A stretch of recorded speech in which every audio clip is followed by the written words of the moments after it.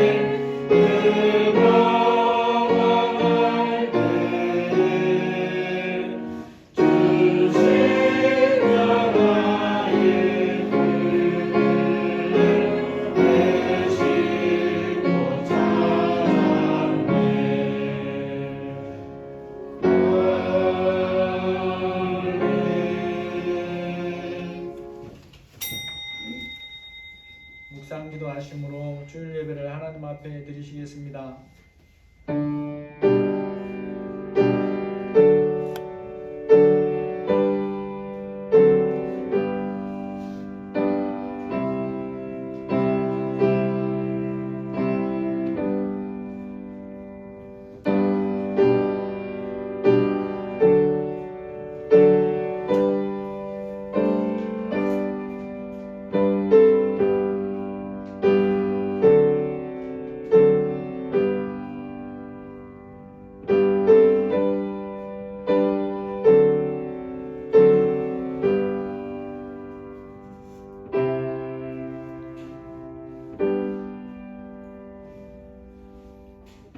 하늘을 창조하여 펴시고 땅과 그 소산을 내시며 땅 위의 백성에게 호흡을 주시며 땅에 행하는 자에게 영을 주시는 하나님 여호와께서 이같이 말씀하시되 나 여호와가 의로 너를 불렀은즉 내가 내 손을 잡아 너를 보호하며 너를 세워 백성의 언약과 이방의 빛이 되게 하리니 나는 여호와이니 이는 내 이름이라 나는 내 영광을 다른 자에게 내 찬송을 우상에게 주지 아니하리라. 하나님 아버지 감사합니다. 우리를 하나님의 자녀로 부르시고 생명을 주셔서 이 시간 주님 앞에 나와서 예배할 수 있도록 인도하시니 감사합니다. 보이는 것만 보고 살지 아니하게 하시고 이 땅의 삶만 보고 살지 아니하게 하시고 영원한 하나님을 바라보며 영원한 하나님의 백성으로 살도록 도와주시니 감사합니다. 이 시간 우리의 마음과 생각들을 주장하셔서 온전히 주님을 기뻐하는 예배되게 하여 주옵소서. 예수님의 이름으로 기도합니다. 아멘. 찬송가 35장입니다.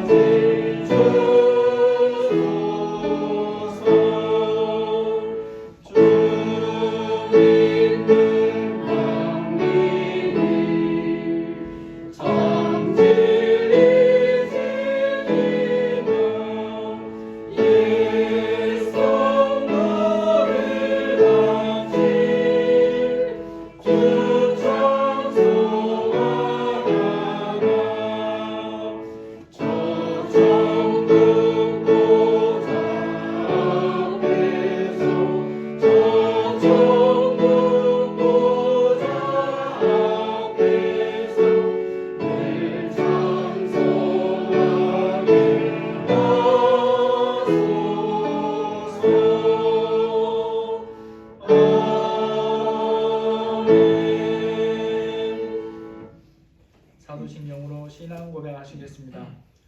전능하사 천지를 만드신 하나님 아버지를 내가 믿사오며 그 외아들 우리 주 예수 그리스도를 믿사오니 이는 성령으로 잉태하사 동정녀 마리아에게 나시고 본디오 빌라도에게 고난을 받으사 십자가에 못 박혀 죽으시고 장사한 지 사흘 만에 죽은 자 가운데서 다시 살아나시며 하늘에 오르사 전능하신 하나님 우리에게 앉아 계시다가 저리로서 산자와 죽은 자를 심판하러 오시리라. 성령을 믿사오며 거룩한 공의와 성도가 서로 교통하는 것과 죄를 사하여 주시는 것과 몸이 다시 사는 것과 영원히 사는 것을 믿사옵나이다. 아멘. 찬송가 486장 부르시고 최종원 장로님 기도해 주시겠습니다.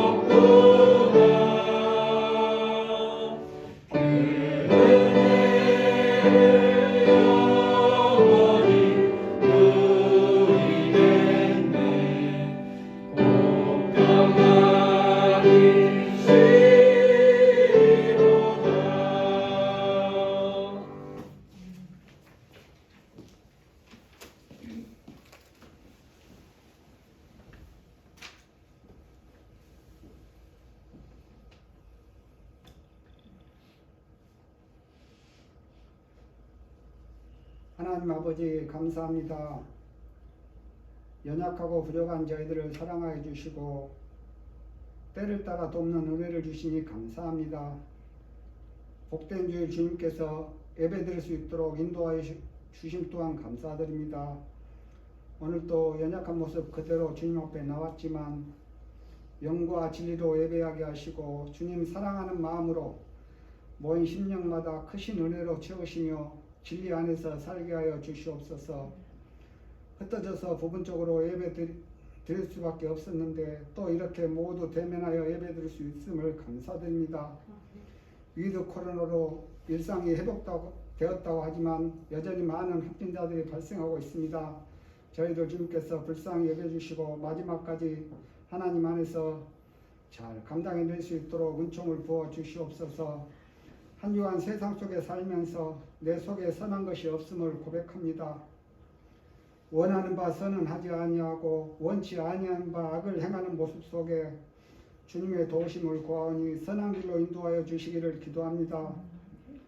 다음 주에는 성례 주일로 또 셋째 주에는 추수감사주일로 지킵니다. 저희들 몸과 마음으로 잘 준비할 수 있도록 은혜를 부어 주시옵소서. 욥의 고백처럼 저희들 가진 것 모두 주님이 주신 것인데 물질이나 재능이나 가치 있게 사용할 수 있도록 도와주시옵소서. 그리스도 예수의 사람들은 육주와 함께 정과 욕심을 십자가에 못 박은 자들임을 기억하면서 나는 죽고 주가 살게 하여 주시옵소서. 자녀 삼아 주셨지만 쉽게 넘어집니다. 항상 붙들어 주시고 주신 사랑과 은혜 감사하면서 구원의 감격을 회복하게 하옵소서. 이 세상이나 세상에 있는 것들을 사랑치 말라고 말씀하심을 알면서도 그대로 행하지 못한 것도 불쌍히 여겨 주시옵소서. 대한민국을 사랑하시고 주님 기쁘시게 하는 나라와 백성이 되기를 원합니다. 다음에 있을 대선에서 진실로 주님을 두려워하는 자가 선출될 수 있도록 은혜를 부어 주시옵소서. 사랑이 풍성하신 하나님, 예배하는 모든 자들이 하나님의 사랑의 넓이와 길이와 높이와 깊이가 어떠한지를 알 수 있기를 원합니다. 우리가 받은 사랑의 깊이를 체험함으로 받은 사랑을 전하며 살 수 있기를 원합니다. 말씀 전하시는 박영선 목사님께 한량없는 은혜 주시고 성령으로 이끌어 주시옵시며 저희들도 말씀에 은혜 주시고 하나님의 말씀은 내 발의 등이요 내 길의 빛이라고 하심처럼 말씀 등불에 비추어 실족하지 않게 하옵소서. 성도들을 가정을 지켜주시고 일용할 양식을 풍성하게 채우시며 주의 자녀들 말씀 안에서 든든히 세워지기를 기도드립니다. 함께하지 못한 지체들과 연약한 지체들을 붙들어 주시옵소서. 흰돌, 수평, 꿈의 교회와 김재성 성교사님 사역에도 성령께서 도와주시옵소서. 반석교회가 주님의 기쁨이 되기를 기도드립니다. 직분자들 모두 보물을 하늘에 쌓아두는 지혜로운 일꾼이 되기를 기도합니다. 우리 모두 그리스도의 군사로 부르심을 입었는데 부르신 자를 기쁘시게 하는 모두가 되게 하여 주시옵소서. 이 시간 악한 마귀를 나사렛 예수 그리스도 이름으로 물리쳐 주시고 이 모든 간구 또한 예수 그리스도 이름으로 기도드립니다. 아멘.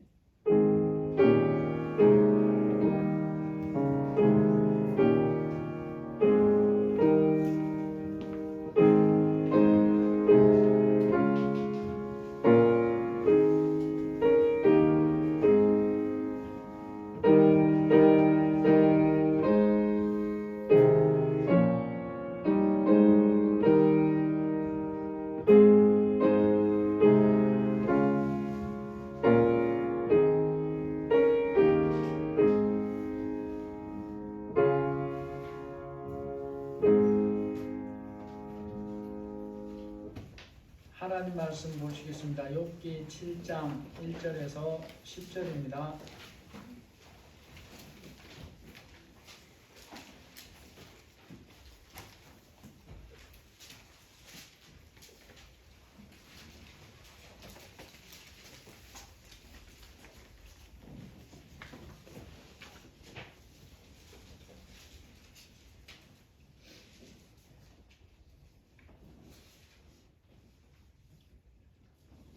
이 땅에 사는 인생에게 힘든 노동이 있지 아니하겠느냐? 그의 날이 품꾼의 날과 같지 아니하겠느냐? 종은 저녁 그들을 몫이 말하고 누구는 그의 삭슬을 비난하니 이와 같이 내가 여러 달째 고통을 받으니 고달픈 밤이 내게 작정되었구나. 내가 누울 때면 말하기를 언제나 일어날까 언제나 하리라고 하며 새벽까지 이리 지쳐 저리 지쳐하는구나. 내 살에는 구더기와 흙덩이가 의복처럼 입혀졌고 내 피부는 굳어졌다가 터지는구나. 나의 날은 베텔에 꽂아다 가리니 희망 없이 죽는구나. 내 생명이 한낮 바람 같음을 생각하옵소서. 나의 눈이 다시는 행복을 보지 못하리이다. 나를 본 자의 눈이 다시 나를 보지 못할 것이고 주의 눈이 나를 마실지라도 내가 잊지 아니하리라.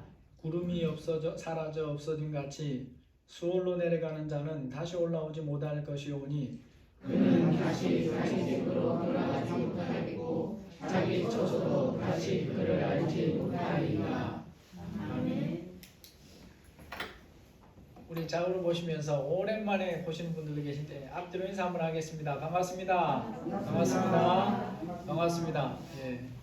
어떤 분은 거의 한 8, 9개월, 1년 만에 뵌 분도 있을지 모르겠어요. 아마 그럴 것도 같습니다. 오늘 말씀의 제목이 인생이란 무엇인가입니다. 시인이라고 불려지는 네 사람이 인생이 이런 것이라고 시로 표현한 것들이 있습니다. 인생은 남기려고 하지 말 것이다. 인생은 남기려 한다고 해서 남겨지는 게 아니다. 남기려고 하면 오히려 그 남기려는 것 때문에 일그러진 욕망이 된다. 인생이란 그저 사는 일, 그 이상도 그 이하도 아니다. 또 한 사람은 죽은 벌레를 보며 벌레보다 못한 인생을 살았다고 나는 말한다.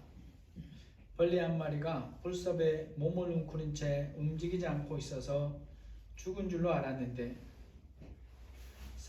죽은 신용을 하는 것으로 알았는데 실제로 뒤에 보니까 죽어 있었다. 죽은 벌레를 보며 벌레만도 못한 인생을 살았다고 나는 말한다. 세 번째, 인생은 연극이라 했다. 산다는 게 힘들다고, 삶이 버겁다고 중도에 막이 내려지는 연극은 아무 의미가 없다. 햇빛이 있어야 초록나무를 볼 수 있고 잔잔히 불어주는 바람의 고마움을 느낄 수 있는 소박한 꿈을 가질 수 있는 게 바로 인생이라 생각한다. 인생은 산행 같은 것이다. 가파른 오르막 다음에는 편안한 내리막이 있고 오르막의 길이 길면 내리막의 길도 덩달아 길어진다. 그래서 인생은 그럭저럭 살아갈 만한 것이다. 완전한 행복이나 완전한 불행은 인생에게는 없다. 이런 것들이 인생이 무엇인가에 대해서 시인이라는 사람들이 표현한 것입니다. 이 시에는 유명한 사람도 있어요. 류시화라고 하는 유명한 그런 시인도 있어요. 그들이 어떤 종교를 가졌는지는 알아보지 않았습니다. 다만 그들이 쓴 인생이 무엇인가에 대한 시를 보면 예수님을 믿는 우리가 보기에 그럴듯하게 표현하고 있다라고 여겨지는 부분도 있고 전혀 다른 부분도 있습니다. 그 분명하게 다른 부분에서 우리와 그들의 세계관의 다름이 드러납니다. 그리고 그 다름이 땅 위에서부터 시작해서 영원한 삶을 영원히 달라지게 만든다라는 거죠.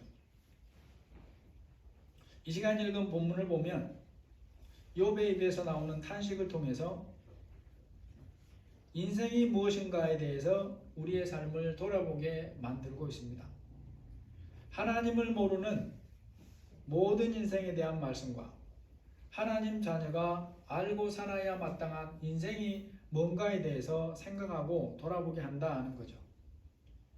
모든 사람에게 해당하는 부분에서 인생이 뭐라고 고백합니까? 1절과 2절의 고백을 합니다.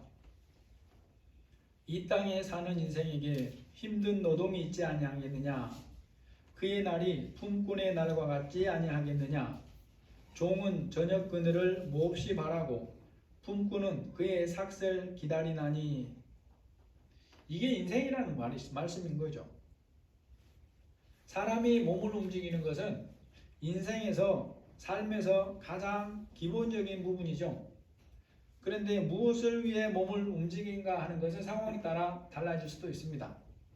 하기 싫은데 때로는 어쩔 수 없이 해야 되는 경우도 있죠. 그런데 또 아무도 하라고 하지 않았는데 자원해서 하는 일도 있어요. 하기 싫어도 때로는 어쩔 수 없이 해야 되는 게 뭡니까? 그게 바로 직장에서 일을 하는 거죠. 이러한 일을 통해서 그 대가를 가지고 우리가 생활을 합니다. 그래서 현직에서 정년이 되어 은퇴하거나 퇴직한 경우가 아니면 모든 사람이 하는 일의 가장 큰 성격이 바로 이겁니다. 먹고 사는 일을 위해서 일을 하는 거죠. 이러한 성격의 일이 때로는 싫고 많이 힘들어도 해야 됩니다. 때로 며칠이나 몇 개월을 쉴 수도 있지만 인생은 일하지 않고는 살 수가 없는 것인데 일을 하는 데는 힘이 든다라는 거죠. 좋은 사무실에서 최고의 능력을 가진 사람들을 뽑아 비서로 두고 도움을 받으면서 입을 사용해서 일을 하는 사장이라고 하더라도 일의 수고가 없어지는 게 아닙니다. 그렇게 일하는 경우 몸의 노동은 아닐지라도 정신으로 마음으로 받는 그 스트레스, 그 힘듦이 어쩌면 회사에서 가장 큰 사람이 사장이라고 말할 수가 있어요. 여러분, 사람이 각종 성격의 일을 한 결과는 그럼 몸에 이제 어떻게 나타나겠습니까? 먹고 살기 위한 성격의 일이든지 원해서 기쁨으로 하는 일이든지 일을 함의 결과로 몸이 피곤해지는 것은 피할 수가 없습니다. 모든 일은 그 일을 하는 사람의 마음이나 몸을 피곤하고 힘들게 합니다. 젊거나 건강하다고 피곤해짐에서 예외가 아니에요. 사람이 인생이 이런 한계를 가졌다는 것에 대해서 이사야 40장 29절에 말씀합니다.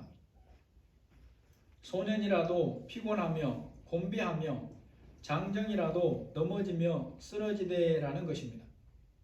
이게 인생이다 라는 거죠. 여러분, 그러한 존재가 인생이기 때문에 사람이 뭘 바라게 되겠습니까? 쉼을 바라게 되는 거예요. 일을 벗어나서 쉼을 바라는 게 인생입니다. 인생이 간절히 바라는 것이 쉼이라는 것을 오늘 읽은 본문에 말씀합니다. 그의 날이 품꾼의 날과 같지 아니하겠느냐. 종은 저녁을 몹시 바라고 품꾼은 그의 삭슬 기다리나니. 그 시대의 품꾼에게 있어서 품삯은 그 가족이 살아가기 위해서 반드시 필요한 것입니다. 그래서 품꾼이 하루의 일을 마치고 그 시간이 되면 품삯을 그날에 받기를 간절하게 바라는 마음을 가진다라는 거죠. 여러분, 그래서 성경에 보면 품꾼에게 일을 시키고 품삯을 제때 주지 않는 것은 하나님 앞에 무거운 죄다라고 분명하게 말씀하고 있어요. 하나님이 지켜본다라고 말씀하고 있습니다. 야고보서 5장 4절에 보니까 보라, 너희 밭에서 추수한 품꾼에게 주지 아니한 삭시 소리 지르며 그 추수한 자의 우는 소리가 만군의 주의 귀에 들렸느니라 라고 말씀을 하는 거예요. 품꾼이 하루 일을 하고 제때에 품삯을 받아야 비로소 마음이 평안하고 쉼을 누릴 수가 있어요. 종이 고단한 일을 마치고 쉼을 얻을 수 있는 때는 해가 지고 난 밤이 되어야 됩니다. 어두운 밤이 되어야 비로소 종은 허리를 펴고 쉼을 얻을 수가 있다라는 거죠. 이러한 품꾼이나 종을 통해서 우리에게 사람이 어떤 존재인가를 가르칩니다. 우리가 알아야 할 인생이 무엇인가를 가르치고 깨닫게 하시는 거예요. 품꾼이 품삯을 바라는 것 같은 간절함으로 쉼을 바라는 것이 인생이고, 종이 저녁의 쉼을 간절하게 바라는 것과 같이 쉼을 바라는 게 인생이다 라는 거죠. 인생이 뭔가에 대해서 생각해 봐야 될 또 한 가지 중요한 부분이 있습니다. 그러면 그런 인생이 열심히 노력하면 바라는 쉼을 얻을 수 있는 존재인가 라는 거죠. 여기에 대해서도 오늘 본문의 욥의 탄식을 통해서 우리가 볼 수 있습니다. 3절에서 5절에 보니까 이와 같이 내가 여러 달째 고통을 받으니 고달픈 밤이 내게 작정되었구나. 내가 누울 때에 말하기를 언제나 일어날까 언제나 밤이 갈까 하며 새벽까지 이리 뒤척 저리 뒤척 하는구나. 내 살에는 구더기와 흙덩이가 의복처럼 입혀졌고 내 피부는 굳어졌다가 터지는구나. 여러분, 사람이 어떤 큰 수고를 하든지 그 수고를 통해서 원하는 것을 얻을 수가 있다면 그러한 수고는 할 필요가 있습니다. 기꺼이 할 수가 있어요. 그러한 수고를 통해서 수고한 만큼의 뭔가를 얻을 수 있다면 그러한 수고는 누구나 한다는 것이죠. 그러나 아무리 큰 수고를 해도 얻을 수가 없다면 그것은 완전히 문제가 달라집니다. 사람이 인생에서 얻으려고 하는 쉼이 그와 같은 것이다 라는 거죠. 아무리 노력해도 자기 힘만으로는 원하는 쉼을 얻을 수가 없는 것이 인생이다 하는 것입니다.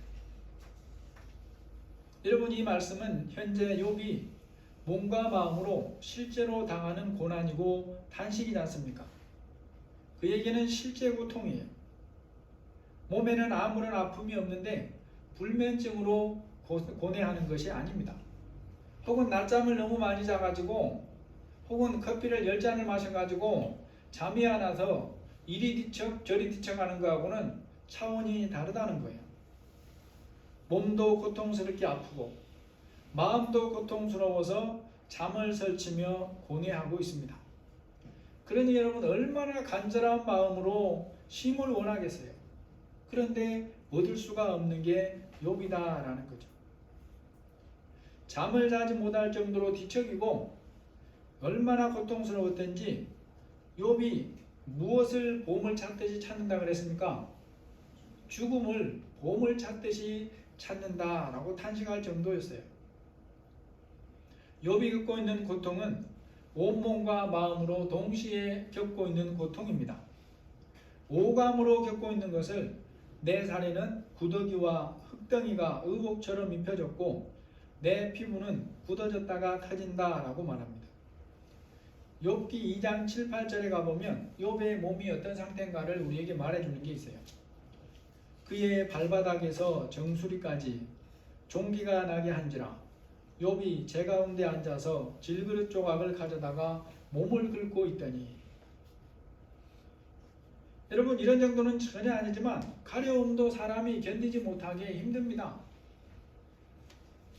우리 박성현 목사님이 고등학교 때까지 아내가 아마 초등학교 고학년 때서부터 거의 밤마다 만져줬어요. 가려운 곳을 만져줍니다. 나중에는 아내가 지쳐가지고 옆에서 누워서 손만 얹고 이렇게 쓰러져 있어요. 여러분, 아이가 가려우니까 견디지가 못하는 거예요. 그런데 지금 욥은 어떤 상태입니까? 가려움만 있는 게 아니라 거기다가 아픔까지 있고 거기다가 피까지 흐르고 있어요. 그러니까 제 가운데 앉아서 질그릇 조각으로 피부를 긁고 있습니다. 마치 그 피부가 뭐가 됐습니까? 부돛자가 터지고 흙덩이가 의복처럼 입힌 것처럼 됐다라는 거죠. 그러니 얼마나 쉼을 얻고 싶겠어요. 그럼에도 쉼을 얻지 못하고 있다는 것입니다. 이게 인생이라는 거죠. 여러분, 예수님을 믿거나 믿지 않거나 우리가 보기에 이 세상의 대부분의 사람들은 욥이 당하고 있는 정도의 크기의 고통이나 아픔은 당하지 않는 것처럼 보이는 게 사실이에요. 욥이 현재 몸과 마음으로 겪고 있는 이 고통은 그 크기가 너무나 크고 깊어서 대부분의 사람들은 욥의 크기를 겪지 않고 사는 것처럼 보인다는 거죠. 물론 이런 면에서 대부분의 사람들도 어려움은 겪지만 욥에 비하면 부분적이고 작은 고난을 겪는다라는 거죠. 욥에 비하면 작은 아픔을 겪는다는 것입니다. 여기서 우리가 생각해 봐야 될 것이, 여러분, 대부분의 사람들은 욥에 비하면 작은 고통이나 아픔을 겪고 살기 때문에 원하는 쉼을 얻으면서 누리면서 사느냐라는 거죠. 여기에 대해서 여러분은 뭐라고 대답하시겠습니까? 나는 욥에 비해서 그 고난이 크고 작으니까 나름의 쉼을 하나님이 주시는 만큼 누리면서 산다고 말할 수 있느냐 하는 거죠. 욥에게는 미치지 못해도 사람마다 고난과 아픔이 있다고 성경은 우리에게 말해줘요. 여러분, 세상에서 털어서 먼지 안 나는 사람이 없다는 속담이 있습니다. 이건 속담이지만 사실이죠. 옷을 깨끗하게 세탁해서 금방 입었어도 햇빛이 쫙 비치는 곳에서 가볍게 손만 털어도 거기서 먼지가 납니다. 하얀 먼지들이 떨어져요. 이 속담에서 오늘 살피는 말씀의 교훈과 연결되는 부분이 있습니다. 살펴보면 고난 없는 인생은 한 사람도 없다라는 것이 또한 인생이라는 거죠. 아멘. 여러분, 세상에 사는 사람들은 처지나 환경이 다르죠. 어떤 큰 부자들은 살아가는 부분에서 필요한 일을 하는 데 있어서 손 하나 까딱하지 않을 수도 있습니다. 여러분이 드라마 같은 거 보시면 재벌집에 보면 밥 해주는 사람, 청소해주는 사람, 옷 달아주는 사람, 운전해주는 사람, 온갖 일을 해주는 사람들이 다 있는 그런 경우들도 그리고 있잖아요. 그럼에도 왜 인생에서 쉼을 얻을 수가 없냐는 겁니다. 왜 온갖 수고를 기꺼이 다 지불하고 있는데도 불구하고 고난을 피할 수가 없냐라는 거죠. 그게 또한 인생이 가지고 있는 한계라는 거죠. 자신의 능력으로는 이 육신의 마음과 아픔을 넘어설 수 없는 존재가 사람입니다. 오감을 가지고 있기 때문에 고통을 당할 때 그 고통을 피해갈 수가 없다는 거예요. 그러므로 사람이 몸을 입고 사는 동안 참된 쉼을 얻지 못한다는 것입니다. 인생이 무엇이기에 원한 쉼을 얻지 못하는지 오늘 6절 7절에서 또 우리에게 가르쳐 주는 게 있습니다. 나의 날은 배틀의 북보다 빠르니 희망 없이 보내는구나. 내 생명이 한낮 바람 같음을 생각하옵소서. 나의 눈이 다시는 행복을 보지 못하리이다. 사람은 육신의 몸을 가지고 있어서 생로병사를 겪습니다. 생로병사를 겪으니까 삶에서 피할 수 없는 일이 있어요. 그게 뭐겠습니까? 자신은 물론이고 사랑하는 사람들의 생로병사를 피하지 못한다는 거예요. 그러니까 태어나서 늙고 병들고 죽는 과정을 거치게 됩니다. 그러한 과정을 거치면서 불안하고 염려가 있고 아픔과 슬픔을 피하지 못하는 게 또 인생이라는 거예요. 여러분, 지금 아무리 건강하고 세상에서 최고로 건강에 좋은 음식을 골라서 먹고 살아도 사람이기에 생로병사의 과정을 거치지 않을 수가 없습니다. 원하지 않아도 각종 질병으로 인해 고난을 당하는 것을 피할 수 없는 것이 인생이에요. 내일에 대한 근심과 걱정이 완전히 떠나는 사람은 한 사람도 없는 것입니다. 그렇기 때문에 때로는 육신이 편해도 쉼을 얻지 못하는 게 인생이다라는 거죠. 여러분, 생로병사의 과정을 피할 수 없는 것이 인생인데 거기에 더해서 이것이 극히 짧기까지 해요. 인생의 짧음의 정도를 욥은 배틀의 북과 바람에 비유하고 있습니다. 우리 어린이들이나 청년들도 배틀이 뭔지 보지 않으면 모를 수 있는데 배틀 짜는 틀에서 그 실을 매달고 양쪽으로 왔다 갔다 하는 역할을 하는 게 배틀의 북입니다. 그 북은 눈 깜짝할 사이에 이쪽 저쪽을 왔다 갔다 해요. 그래서 눈을 부릅뜨고 보아도 제대로 볼 수가 없을 만큼 빠릅니다. 여러분, 강한 바람은 어떻습니까? 태풍이 불면 그 위세가 마치 세상의 모든 것을 뒤집어 엎어버리고 날려버릴 것 같잖아요. 실제로 일부러 그런 일도 일어나죠. 그런데 그렇게 세력이 커 보였던 바람이 불과 며칠만 지나면 더 이상 유지되지 않습니다. 순식간에 잠잠해지고 언제 그런 바람이 불었나 싶어져요.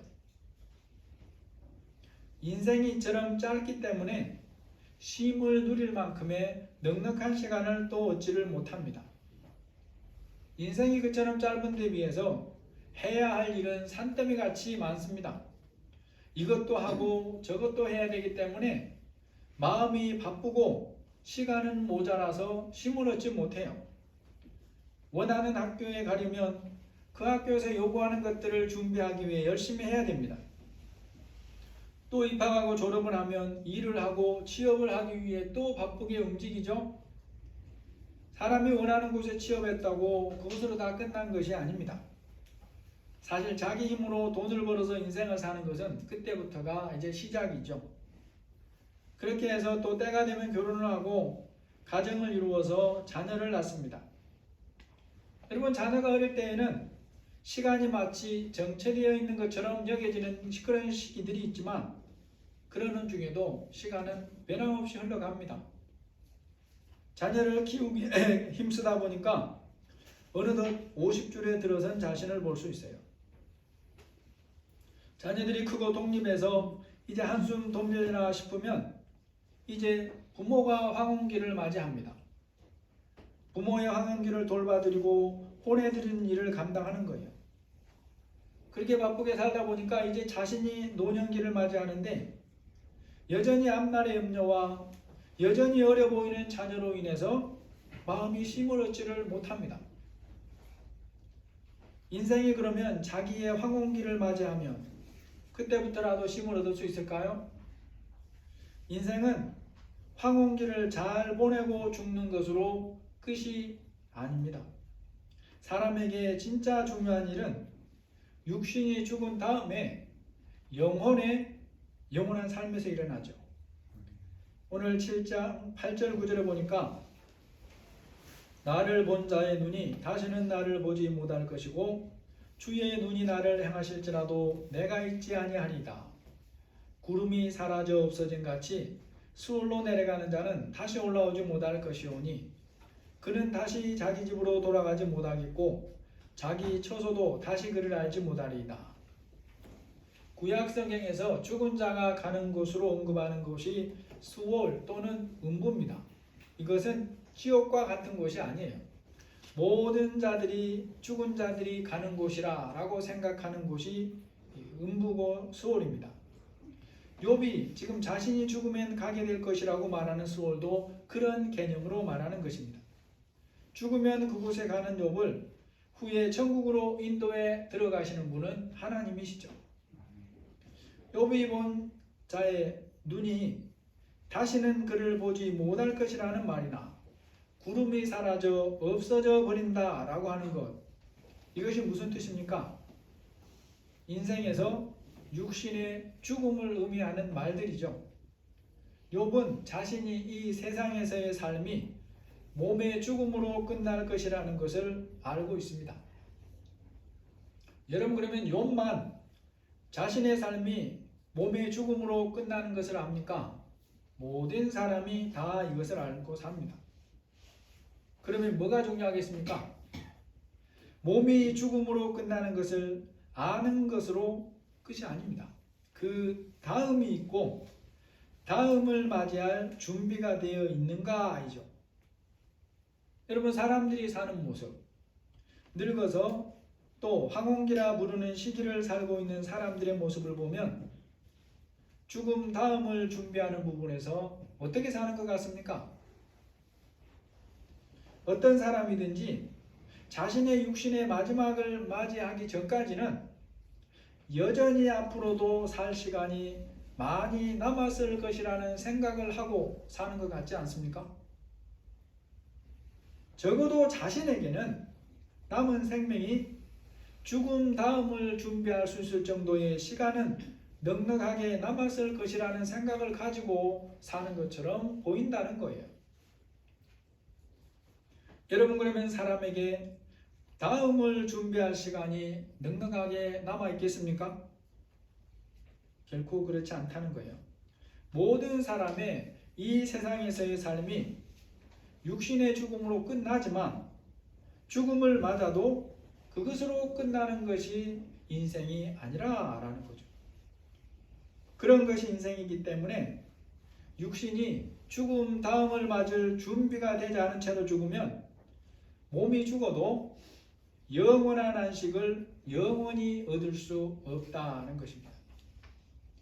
몸이 살아있는 동안 이것을 바르게 알고 준비하며 사는 사람이 얼마나 되겠습니까?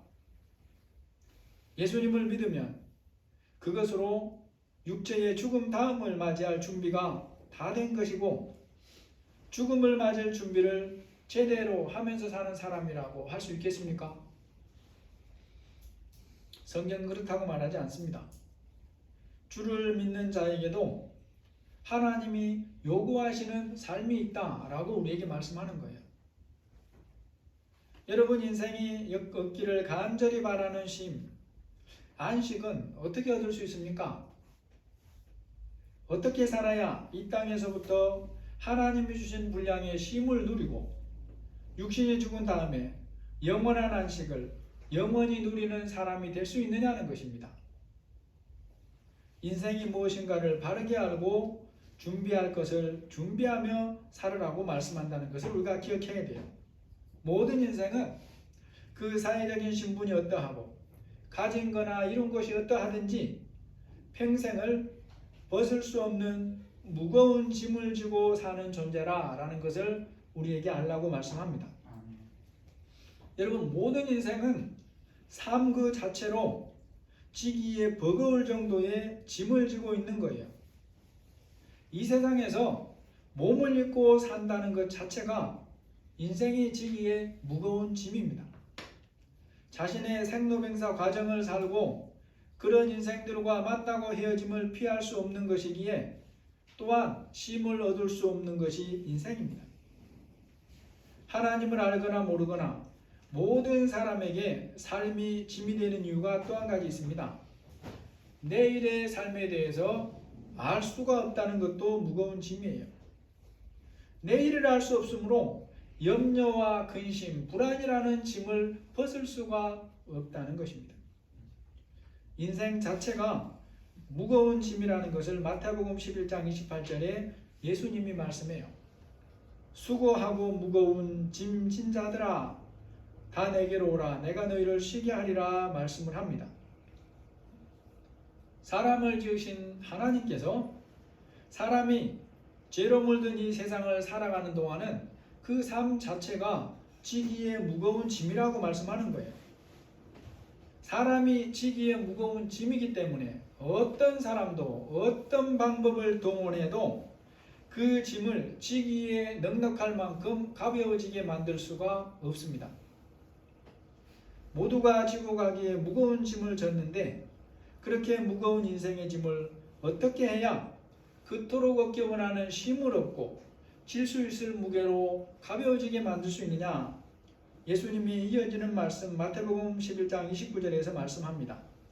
나는 마음이 온유하고 겸손하니 나의 멍에를 메고 내게 배우라. 그리하면 너희 마음이 쉼을 얻으리니 이는 내 멍에는 쉽고 내 짐은 가벼움이라 라고 말씀합니다. 여러분 인생이 지고 있는 무거운 짐을 나와 함께 져주시는 분이 예수님입니다. 예수님이 영원한 생명을 주심으로 내가 결코 벗을 수 없는 죽음의 짐을 벗겨주셨어요. 이제 여러분 아주 중요한 것이 있습니다. 그래서 예수님과 함께 인생 걸음을 걷기 시작하면 그 시간부터는 아무리 무겁고 힘들게 여겨지는 인생 짐도 혼자 져야 할 무거운 짐이 아니라는 것을 아는 게 중요합니다. 그 시간부터 그 사람이 지고 가는 삶의 무거운 짐의 의미는 어떻게 바뀌느냐? 마치 올림픽 출전이 확정된 선수가 고되게 훈련하는 것과 같은 성격으로 바뀝니다. 비록 몸이 힘들고 고단하고 때로는 여전히 고통스럽지만 그것은 하나님이 나에게 허락해 주신 최고의 것을 확보한 자가 거기까지 도달하기 위해 소망을 가지고 걸어가는 과정 같은 것이다 하는 거죠. 인생에게 영원한 삶을 준비하도록 하나님께서 주신 시간은 사람들이 생각하는 것처럼 그렇게 길지 않다는 것을 우리가 분명하게 기억하고 살아야 됩니다. 나의 앞날에 육신의 죽음 다음을 준비할 시간이 여러분이 생각하는 것처럼 넉넉할 것이라고 생각하는 것은 하나님의 뜻이 아니고 내가 생각하는 것처럼 길지 않다는 것을 알고 주어진 오늘을 믿음으로 살아야 되는 거예요. 시간 속에 사는 인생들이 육신의 죽음을 맞기 전에 영원한 삶을 준비하며 살게 하기 위해서 가져야 할 삶의 자세가 이러하다고 시편 90편 10절 이하에 말씀해 줍니다. 우리의 연소가 70이요 강건하면 80이라도 그 연수의 자랑은 수고와 슬픔뿐이요 신속히가니 우리가 날아가나이다. 누가 주의 노여움의 능력을 알며 누가 주의 진노의 두려움을 알리까? 우리에게 우리날 계수함을 가르치사 지혜로운 마음을 얻게 하소서. 오늘 말씀의 결론입니다. 하나님의 자녀는 이 땅 위의 삶으로 인생이 끝나는 것이 아님을 알고 사는 사람입니다. 영원한 하나님의 형상으로 지음받은 존재임을 알고 삽니다.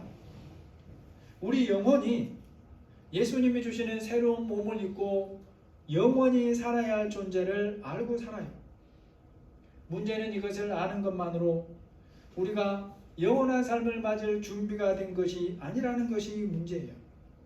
하나님의 말씀을 믿는 믿음으로 준비하면서 살아야 됩니다. 그런데 인생이라는 무거운 짐을 지고 자신의 힘만으로는 이 준비를 할 수가 없다는 것이 문제입니다.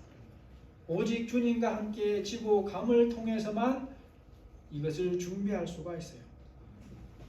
주님이 부르심을 받은 후에는 이것을 준비할 기회가 주어지지 않습니다. 주님께서 저나 여러분을 언제 이런 부르심으로 부를지 아무도 모르고 삽니다. 성령께서 말씀을 깨닫게 하실 때에 믿음으로 그것을 내 것으로 취해서 나에게 주어진 남은 삶을 주님과 함께 준비하며 걸어가는 인생이 되시기를 예수님의 이름으로 축복합니다. 우리 같이 오늘 여러분한테 넣어드린 인생길 험하고 부르시면서 나의 인생을 좀 점검해 보기를 원하고 기도하기를 원하고 그렇습니다. 우리 먼저 함께 불러보겠습니다.